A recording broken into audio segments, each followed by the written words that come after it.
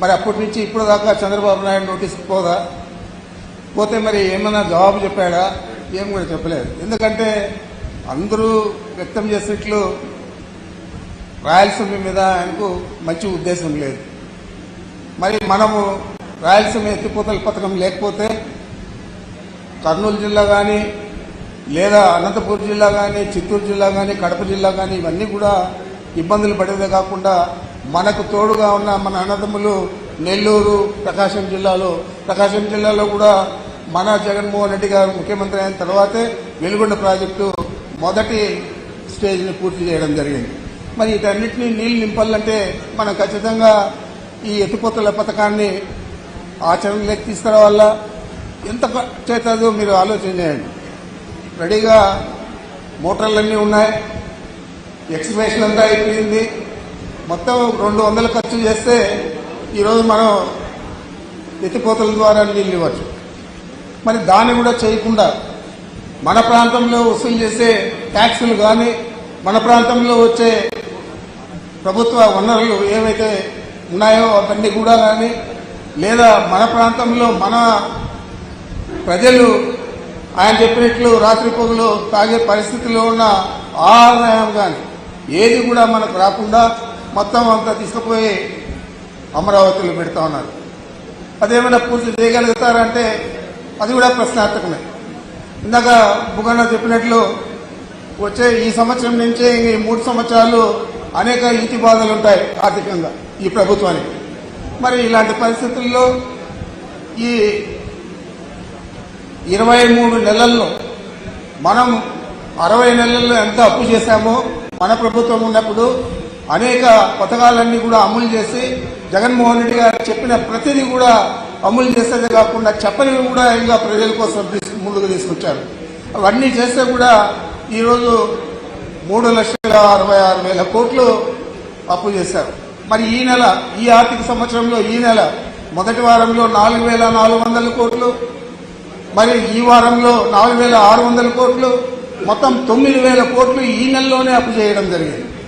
మరి ఇంత దారుణ పరిస్థితుల్లో ఆర్థికంగాను దుర్వినియోగం చేస్తూ మా ప్రాంతంలో వచ్చిన ఆదాయాన్ని కూడా మా ప్రాంతంలో ఖర్చు చేయకుండా 200 ఖర్చు పెడితే ఆ మోటార్లు బిగిస్తే మాకందరికీ కూడా తాగడానికి సాగునీరు 2 కూడా లభ్యమవుతాయని ఆలోచన చేయకుండా మరి నేను కుప్పానికి నీళ్ళు ఇచ్చాను. కుప్పం ఆయన జగన్మోహన్ రెడ్డి గారు కుప్పంకి వస్తే అక్కడ ప్రజలందరూ పూర్తి చేయలేదు, ఇక్కడ అందినివా అంటే అన్న నిజమేనా అని అడిగాడు. నేను అవును చేయలేదు, ఇది చేస్తే బాగుంటుందంటే సభలోనే ఆయన అనౌన్స్ చేసిపోయాడు. ఆ తర్వాత పూర్తి చేశాము, మళ్ళీ ఇనాగరేషన్ కూడా ఆయనే వచ్చాడు, చెరువులకంతా కూడా నీళ్లు నింపాము. అది ఈరోజు అంతా కూడా మర్చిపోయి ఇందాక ఏదైనా మాట్లాడితే బుగ్గన గారే మాట్లాడాలి. ఎందుకంటే నేను ఎప్పుడు ఆసక్తిగా ఇంటా ఉంటా తప్ప ఆ అసెంబ్లీలో కూడా ఇద్దరు పక్కనే కూర్చోంటాం, ఏదో ఒకటి చెప్తానే ఉంటాడు, నవ్విస్తానే ఉంటాడు. అట్లే ఇప్పుడు కూడా చెప్పాడు, పసుపు నీళ్లు చల్లుకోవడం, పసుపు పూలు చల్లుకోవడం, అక్కడంతా కూడా పూజలు చేయడం, ఆ కట్ట మీద బస్సు పెట్టుకొని నిద్రపోవడం, మరి ఈ కాలువ అంతా నేనేం చేశాను, నేనే నీళ్లు ఇచ్చానని చెప్పి ఈ ప్రభుత్వం వచ్చినాక ఆయన ప్రచారం చేసుకోవడం కూడా జరుగుతూ ఉంది. మరి వాస్తవానికి జగన్మోహన్ రెడ్డి గారికి దక్కాల్సిన క్రెడిట్ దాన్ని కూడా అతను చోరీ చేస్తూ ఉన్నాడు. ఇలాంటి వ్యక్తి ఈ రాయలసీమలో పుట్టడం మన దురదృష్టకరం. ఇలాంటి వ్యక్తులు ఇంకా ఎవరైనా మన రాష్ట్రంలో ఉండాలంటే నాకు తెలిసి ఇంత నీచమైన ప్రవృత్తి, నీచమైన ఆచారాలు ఉన్న వ్యక్తి ఎవరు కూడా లేరు. ఎందుకంటే ఆయన మాట్లాడే ప్రతి మాట కూడా ఏదో ఒకటి అబద్ధాలతో కూడుకునేది తప్ప వాస్తవాలు మాట్లాడే పరిస్థితి ఎప్పుడు కూడా మనం చూడడం లేదు. ఈ ఎన్నికల్లో చెప్పాడు, అనేక హామీలు ఇచ్చాడు, ఏదైనా అమలు చేశాడా? అప్పుడే సూపర్ 6, సూపర్ 7 అంతా సక్సెస్ అయిపోయిందని చెప్పాడు. మరి ఇలాంటి పరిస్థితుల్లో అందరి అభిప్రాయం ప్రకారం మనము ఈ ఉద్యమాన్ని గ్రామ స్థాయి దాకా తీసుకుపోవాలి. ఈరోజు జిల్లా స్థాయిలో జరుగుతూ ఉంది, తర్వాత నియోజకవర్గ స్థాయిలో జరగాల, తర్వాత మండల స్థాయిలో జరగాల, తర్వాత గ్రామ స్థాయిలో జరగాల. అప్పుడే రాయలసీమ వాసులందరికీ కూడా ఒక అవగాహన వస్తుంది, ఈ ప్రభుత్వం మీద ఏం పుడుతుంది. తప్పకుండా వచ్చే ఎన్నికల్లో జగన్మోహన్ రెడ్డి గారికి ఈ రాయలసీమ ప్రాంతమే కాకుండా నెల్లూరు, ప్రకాశం జిల్లాతో కలిపి అన్ని సీట్లు కూడా మనం గెలిపించుకునే పరిస్థితి తీసుకురావాలని చెప్పి మిమ్మల్ని కోరుకుంటా ఉన్నాను. ఈరోజు దాదాపు మన రాంభూపాల్ రెడ్డి గారు నాకు చూపించారు, దాదాపు 9 ఈ రెజల్యూషన్స్ ఇస్తా ఉన్నామని చెప్పి.